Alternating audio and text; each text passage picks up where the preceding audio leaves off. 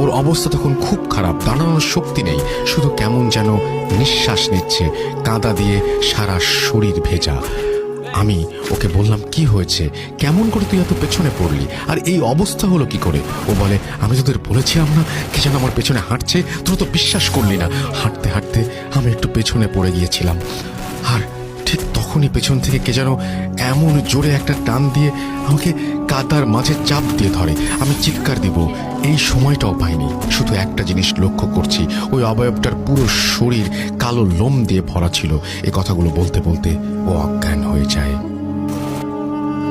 তখন যে কতটা অসহায় আর ভয় লাগছিল সেটা বলে বোঝাতে পারব না।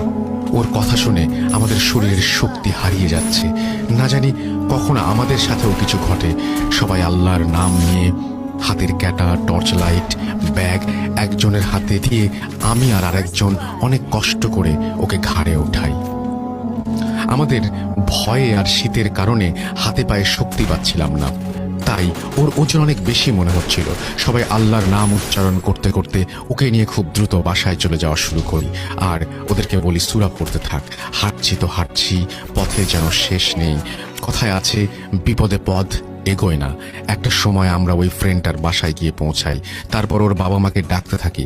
অনেক বৃষ্টির কারণে রুমের ভেতর থেকে আমাদের আওয়াজ ওর বাবা মা শুনতে পাচ্ছিল না, নাকি ঘুমিয়ে পড়েছিল জানি না।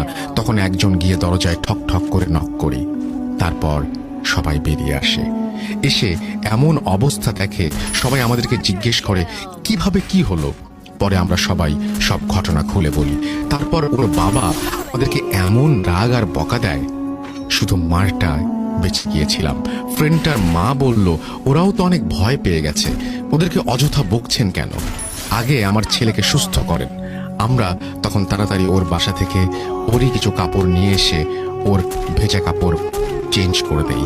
অনেক চেষ্টা করার পর ওর